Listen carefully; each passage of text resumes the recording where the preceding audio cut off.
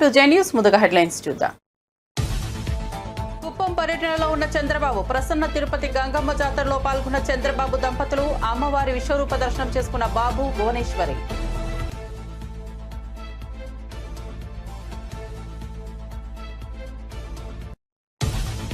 పాకిస్తాన్ కు బుద్ధి చెప్పడంలో కేంద్రం విఫలమైందన్న రేవంత్. అమెరికా ఒత్తిడికి మోదీ ప్రభుత్వం తలొగ్గిందని విమర్శ. ఒక గొప్ప అవకాశాన్ని భారత్ కోల్పోయిందని వ్యాఖ్య.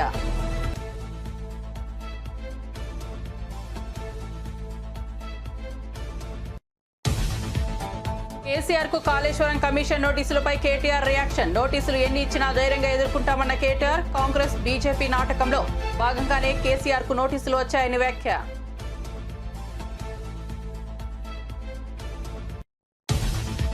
ఏపీకి 5 కుంకి ఏనుగులను అందించిన కర్ణాటక ప్రభుత్వం. కర్ణాటక విధాన సౌధలో ఏనుగులను స్వీకరించిన పవన్ కళ్యాణ్. రాజకీయాలకు అతీతంగా సాయం చేసిన కర్ణాటకకు కృతజ్ఞతలు తెలిపిన పవన్.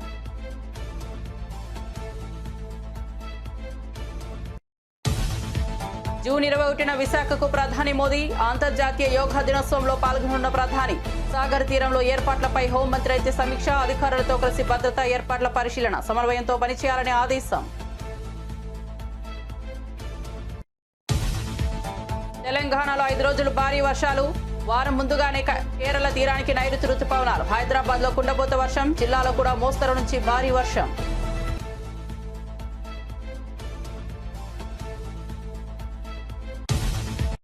ఇక వార్త వివరాల్లోకి వెళ్తే, స్వర్ణాంధ్ర విజన్ 2047లో ఆరోగ్యవంతమైన, సంపన్నమైన, ఆనందమైన ఆంధ్రప్రదేశ్ లక్ష్యంగా ముందుకు వెళ్తున్నామని సీఎం చంద్రబాబు తెలిపారు. ఈ లక్ష్య సాధనలో భాగంగా యోగానికి విశేష ప్రాధాన్యత ఇస్తున్నామని చెప్పారు. ఆరోగ్యాన్ని మెరుగుపరచడమే కాక మానసిక శాంతిని కలిగించే యోగాను రాష్ట్ర ప్రజల జీవన శైలిలో భాగం చేయాలని ప్రభుత్వ కృషి కొనసాగుతోందన్నారు. అన్ని వయసుల వారికి యోగా అవసరమని, దీనిపై అవగాహన పెంచేందుకు పాఠశాలల నుంచి ప్రత్యేక కార్యక్రమాలు ప్రారంభిస్తామని సీఎం చంద్రబాబు వెల్లడించారు.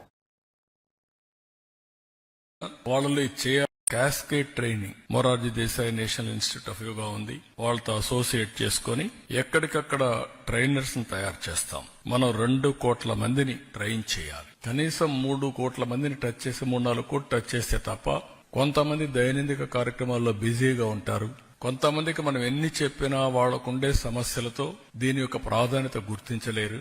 కొంతమంది గుర్తించిన వాళ్ళలో చేయాలనే ధ్యాస లేకపోవచ్చు.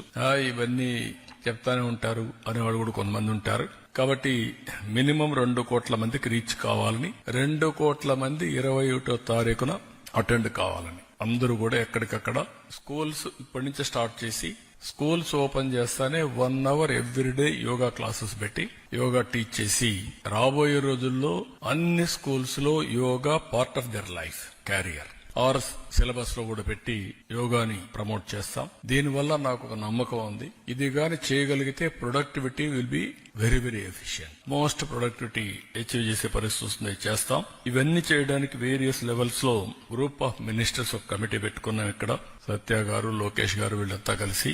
అదే మరి స్టేట్ లెవెల్ అఫెక్ట్స్ కమిటీ పెట్టుకున్నాం. District level committee, municipal level committee, mandal level committee, final గా గ్రామ లెవెల్లో కూడా సచివాలయం ఆధ్వర్యంలో అక్కడ పంచాయతీ అవన్నీ కూడా పెట్టి, ఇటు ప్రజాప్రతినిధుల్ని, అధికార యంత్రాంగాన్ని, ప్రజల్ని అందరినీ భాగస్వాములు చేస్తాం.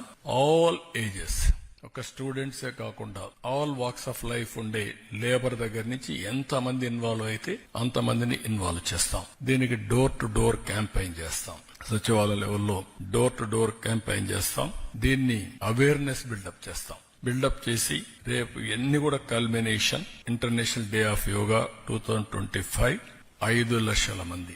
దానికి కూడా ఇప్పటి నుంచే ప్లాన్ చేయమన్నాం. ప్లాన్ చేసి ఏ విధంగా రావాలి, ఎక్కడెక్కడ వస్తాయి, ఇవన్నీ కూడా డీసెంట్రలైజేషన్, ఆర్గనైజేషన్ ఒక పర్ఫెక్ట్ ఏమేం చేయాలి అవన్నీ చేస్తాయి. ఎంత స్పేస్ కావాలి అవన్నీ వర్కౌట్ చేస్తున్నాం. అవన్నీ చేసి ముందుగానే సిస్టమాటిక్ ప్లానింగ్, ఎగ్జిక్యూషన్ మెటికులస్ గా చేయడం కోసం we're working on this program. అదే సమయంలో రాష్ట్రం మొత్తం అన్ని ప్లేసులు కలిపి ఎక్కడెక్కడ చేయాలనో ఇయర్ మార్క్ చేస్తాం. Number of places, number of people అవన్నీ కూడా ఇయర్ మార్క్ చేస్తాం. మినిమం 2 కోట్ల మంది పార్టిసిపేటెడ్ గా చేస్తాం. వాళ్ళల్లో కూడా లీడ్ చేయడానికి ఎవరెవరు ఈ కోర్సెస్ లో పాస్ అయ్యారో వారు లీడ్ చేస్తారు ఈ ఈవెంట్. అక్కడ కొంతమంది ఇక్కడికి వస్తారు, కొంతమంది గ్రామాల్లో కూడా లీడ్ చేస్తారు. స్కూల్స్ కావచ్చు, ఛాంపియన్స్ కింద పెడతాం. ఎవరైతే సర్టిఫికేట్ తీసుకొని ప్రాక్టీస్ చేసి వాళ్ళు బెటర్ గా టెస్ట్ చేసిన వాళ్ళందరినీ కూడా పెట్టి వాళ్ళ ద్వారా మిగిలిన ఒక లీడర్ గా పెట్టి టీం లీడర్ గా వాళ్ళ ద్వారా ఇవన్నీ చేస్తాం. ఇవన్నీ చేసి ఈ ఈవెంట్ ని రాబోయే రోజుల్లో మొత్తం ప్రపంచం అంతా అడాప్ట్ చేసుకుంటుంది. భారతదేశం ముందుంటుంది. ఆంధ్రప్రదేశ్ రాష్ట్రం ట్రెండ్ సెట్టర్ గా. చిత్తూరు జిల్లా కుప్పంలో గంగమ్మ జాతర సందర్భంగా ముఖ్యమంత్రి చంద్రబాబు నాయుడు తన భార్య భువనేశ్వరితో కలిసి తిరుపతి గంగమ్మను దర్శించుకున్నారు. అమ్మవారికి ప్రత్యేక పూజలు నిర్వహించి పట్టు వస్త్రాలు సమర్పించారు. రాష్ట్ర ప్రజల శాంతి సమృద్ధి కోసం గంగమ్మ తల్లిని ప్రార్థించిన చంద్రబాబు దంపతులు ఆలయ పరిసరాల్లో భక్తులతో కొద్దిసేపు మాట్లాడారు. అధికారులు మరియు టీడీపీ శ్రేణులు సీఎం కుటుంబానికి స్వాగతం పలికారు. గంగమ్మ జాతర సందర్భంగా ఆలయంలో ప్రత్యేక ఏర్పాట్లు చేసినట్లు దేవస్థానం అధికారులు తెలిపారు. భక్తుల ఉత్సాహంతో గంగమ్మ జాతర వైభవంగా కొనసాగుతోంది.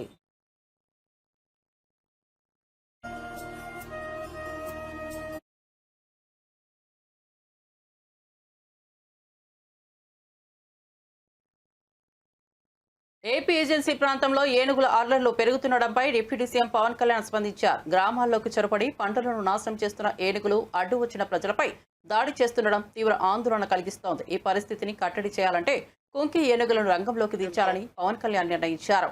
అటవీ శాఖతో చర్చించి త్వరలోనే కుంకి ఏనుగులను ఏజెన్సీ ప్రాంతాల్లో మోహరించనున్నట్లు అధికార వర్గాలు వెల్లడించాయి. ప్రజల ప్రాణాలు, ఆస్తి, పంటల రక్షణ కోసం ఈ చర్య తీసుకుంటున్నట్లు పవన్ తెలిపారు. And the relationship between Karnataka and Andhra. Okay, sir.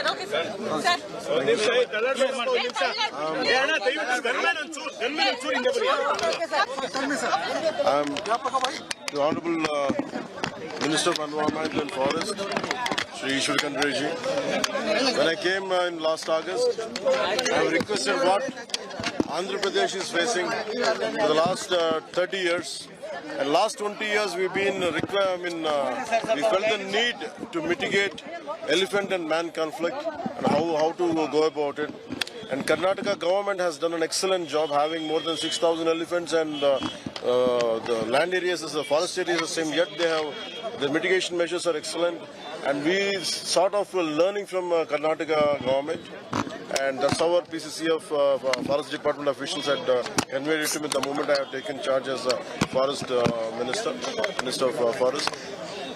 So the moment I approached Honorable Minister for Forest and Environment, Shri Ishwar Kandreji, with a large heart and with a big heart, and he welcomed us, and whatever is needed, he without hesitation, without any second thought, he gave us, and with the blessings of Honorable CM Shri Siddaramaiah ji. And it is a wonderful gesture, and we are grateful to it. And it is not just about apart from sharing of Kunki elephants, transferring of Kunki elephants, we also had a deeper knowledge sharing also, and 9 point knowledge sharing was also there.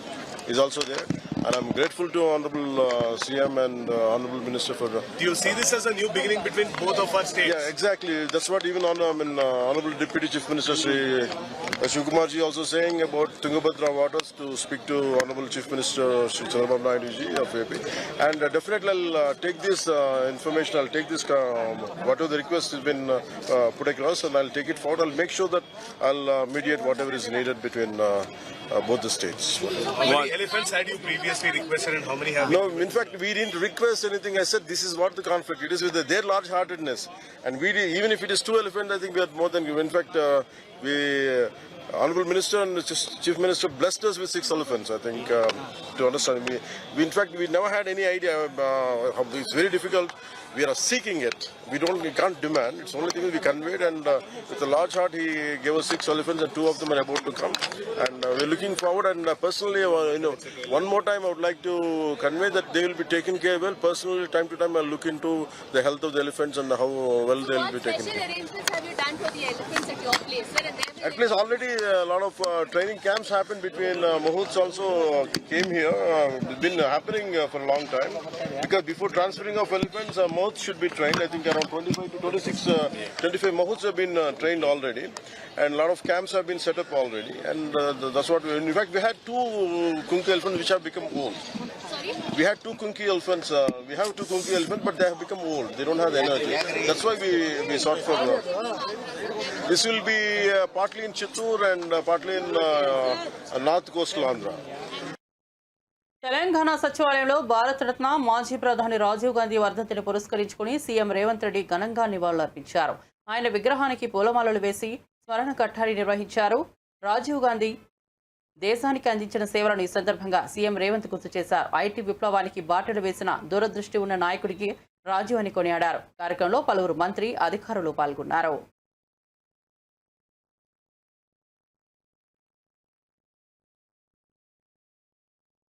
Pahalgam ఉగ్రదాడిపై స్పందించిన Telangana CM Revanth Reddy ఈ విషయంలో Congress party కేంద్ర ప్రభుత్వానికి అండగా నిలుస్తుందని చెప్పారు. అయితే కేంద్రం ఈ దాడిపై తీవ్ర స్థాయిలో స్పందించకపోవడం బాధాకరమన్నారు.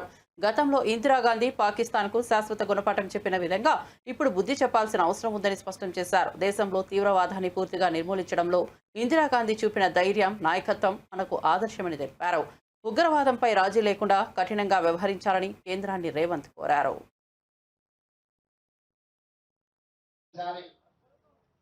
దేశ విభజన సమయంలో ప్రాణాలు అర్పించిన మహాత్మా గాంధీ గారిని గుర్తు చేసుకోవాలి. ఆ తర్వాత 1971లో పాకిస్తాన్ మన మీద పెత్తనం చెలాయించాలి అంటే ఆనాటి ప్రధానమంత్రి ఉక్కు మహిళ శ్రీమతి ఇందిరాగాంధీ గారు పాకిస్తాన్కి బలమైన గుణపాఠం చెప్పడమే కాకుండా పాకిస్తాన్ని 2 ముక్కలుగా చీల్చి బంగ్లాదేశ్, పాకిస్తాన్ దేశాలను ఏర్పాటు చేసి శాశ్వత గుణపాఠం పాకిస్తాన్ ప్రభుత్వాలకు, పెద్దలకు చెప్పడం జరిగింది. ఈ రోజు కూడా దాదాపుగా 54 సంవత్సరాల తర్వాత కూడా ఈ దేశంలో తీవ్రవాద అంశం ప్రస్తావనకు వచ్చిన ఈ దేశం మీద పక్క దేశాలు దాడి చెయ్యాలనుకున్నప్పుడు తీవ్రవాదుల ముసుగులో, అంతర్జాతీయ ఉగ్రవాదుల ముసుగులో ఈ దేశ పౌరుల మీద దాడి చేసినప్పుడు వాళ్ళని నిర్మూలించడంలో శ్రీమతి ఇందిరాగాంధీ గారే మనకు ఆదర్శం.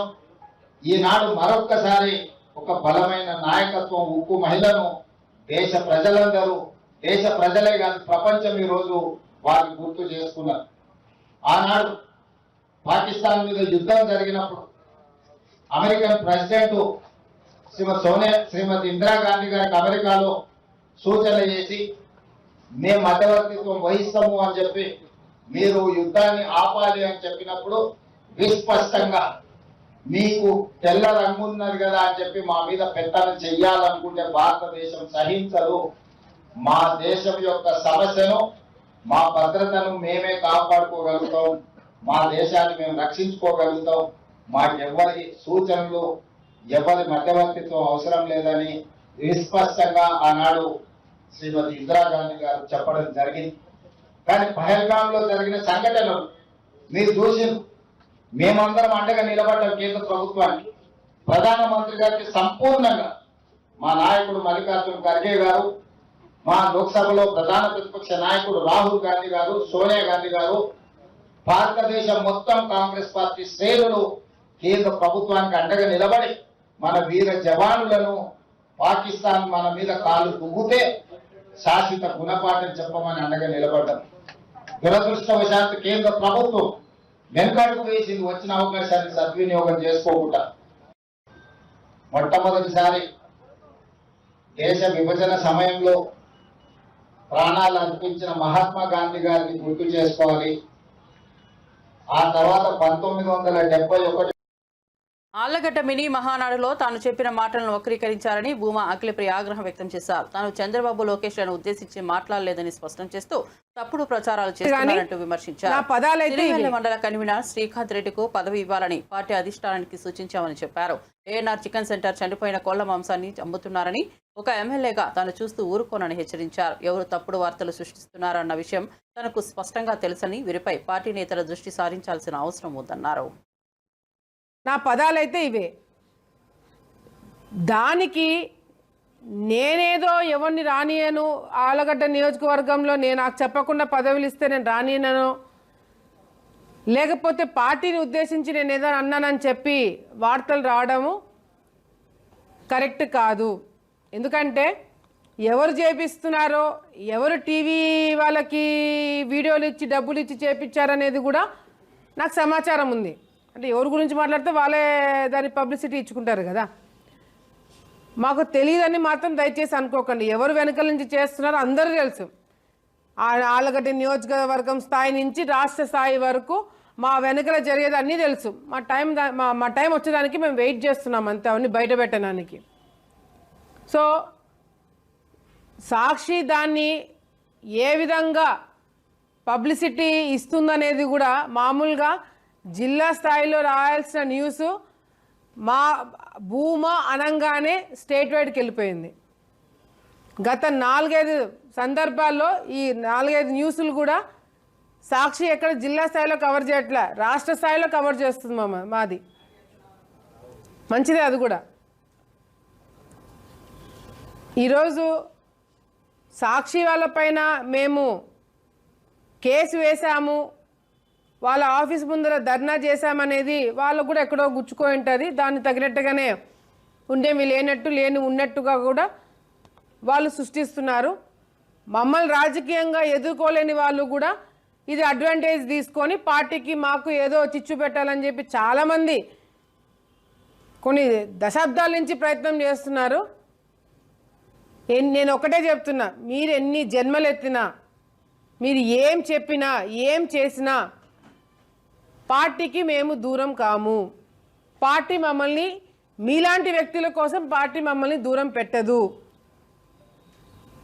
మీరేదో హడావిడి చేసి ఎన్నికలకు ముందు కూడా ఇంతే హడావిడి చేసినారు, ఎన్నికలకు ముందు కూడా ఇట్లాగే లేనిపోనివన్నీ రాసినారు, చెప్పినారు, పెద్ద సీన్ చేసినారు.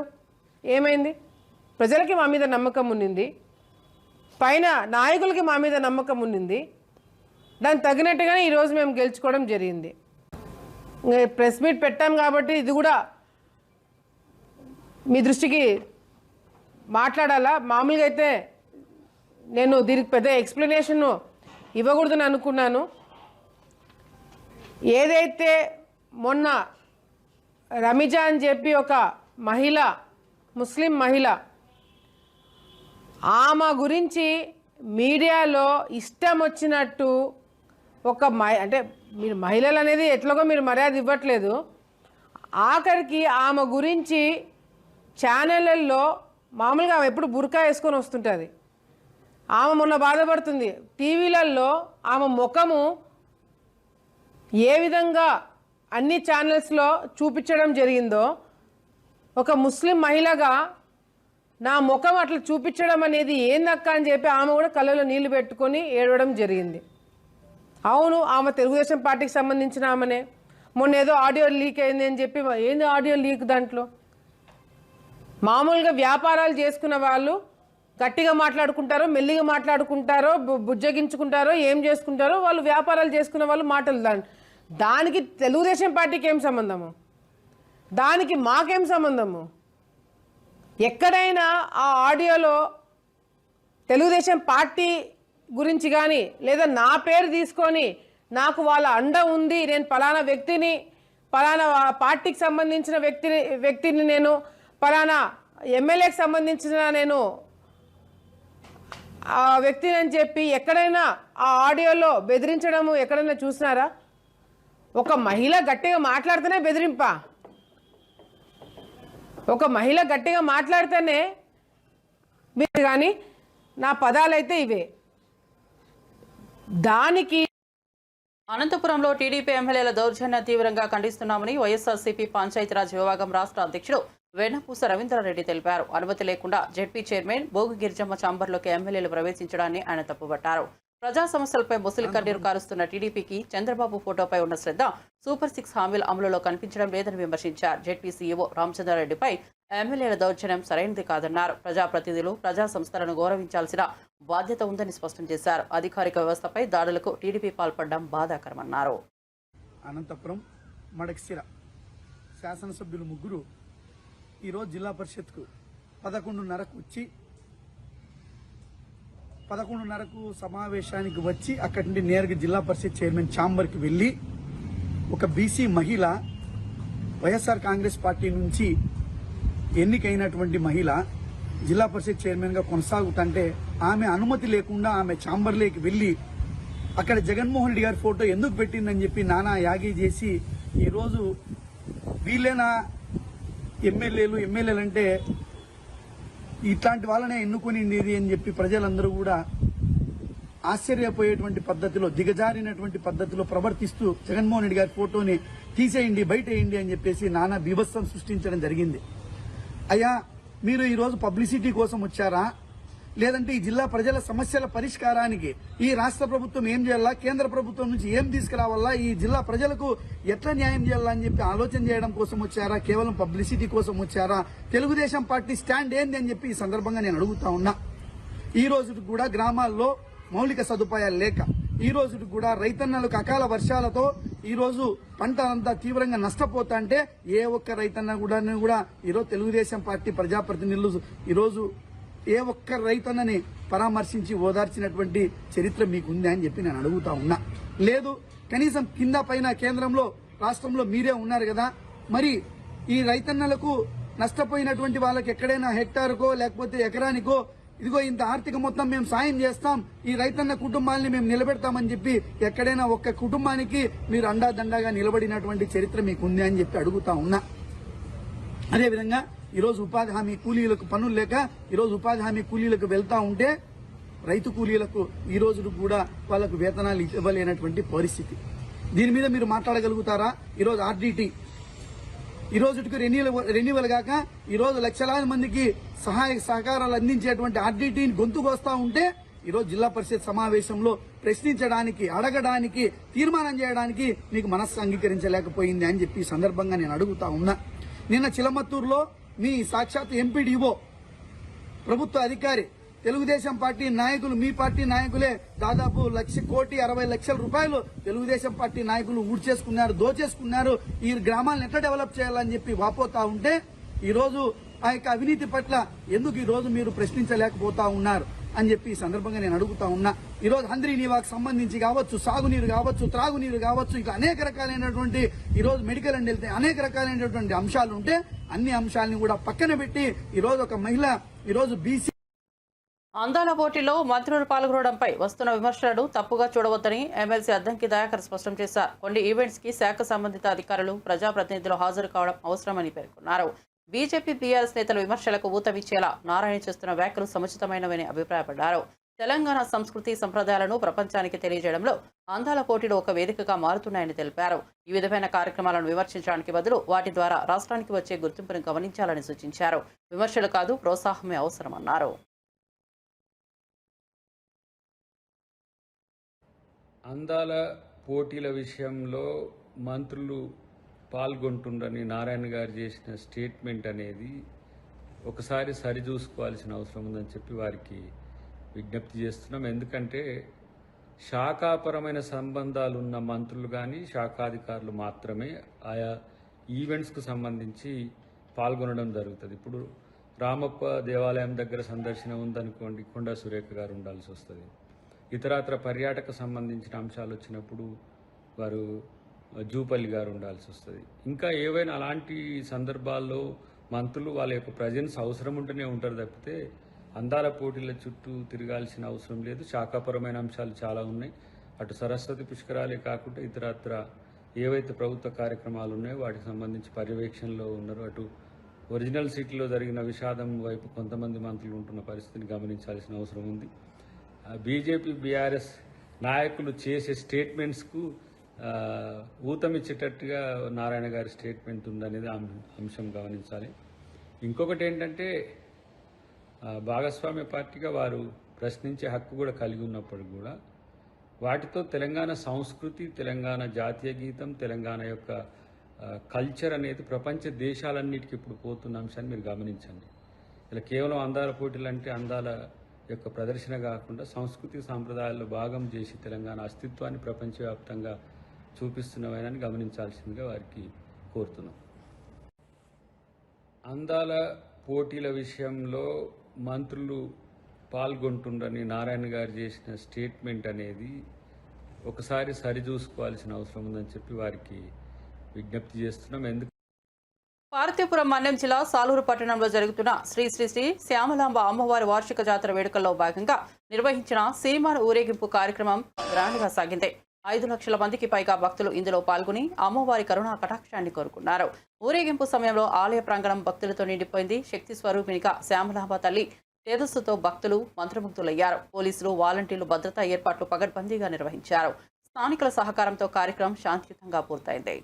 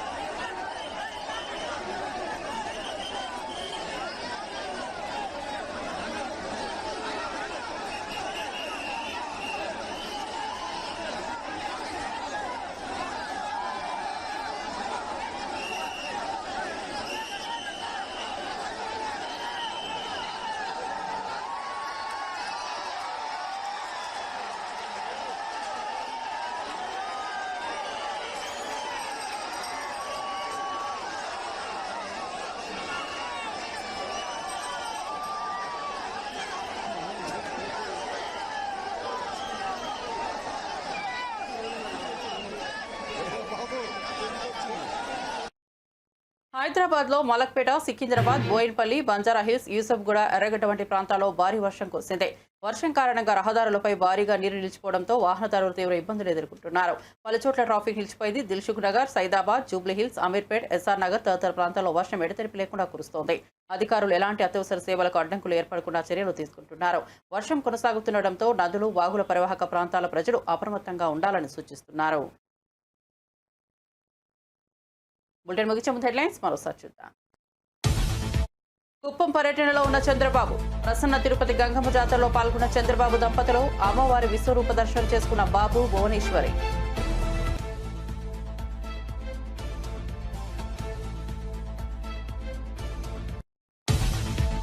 పాకిస్తాన్కు బుద్ధి చెప్పడంలో కేంద్రం విఫలమైందన్న రేవంత్ రెడ్డి. అమెరికా ఒత్తిడికి మోదీ ప్రభుత్వం తలగ్గుందని విమర్శ.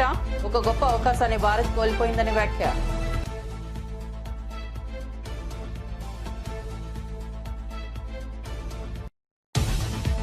కేసీఆర్ కు కాళేశ్వరం కమిషన్ నోటీసులపై కేటీఆర్ రియాక్షన్. నోటీసులు ఎన్ని ఇచ్చినా ధైర్యంగా ఎదుర్కొంటామన్న కేటీఆర్. కాంగ్రెస్, బీజేపీ నాటకంలో భాగంగానే కేసీఆర్ కు నోటీసులోని వ్యాఖ్య.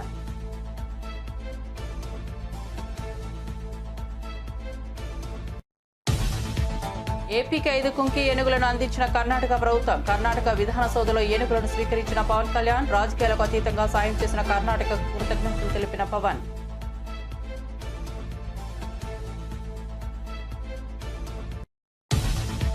జూన్ 21న విశాఖకు ప్రధాని మోదీ. అంతర్జాతీయ యోగా దినోత్సవంలో పాల్గొన్న ప్రధాని. సాగర్ తీరంలో ఏర్పాట్లపై హోంమంత్రి అనిత సమీక్ష. అధికారులతో కలిసి భద్రతా ఏర్పాట్ల పరిశీలన, సమన్వయంతో పనిచేయాలని అధికారులకు ఆదేశం. తెలంగాణలో 5 రోజులు భారీ వర్షాలు. ఈసారి వారం ముందుగానే కేరళ తీరానికి నైరుతి రుతుపవనాలు. హైదరాబాద్లో కుండపోత వర్షం. జిల్లాలో కూడా మోస్తరు నుంచి భారీ వర్షం.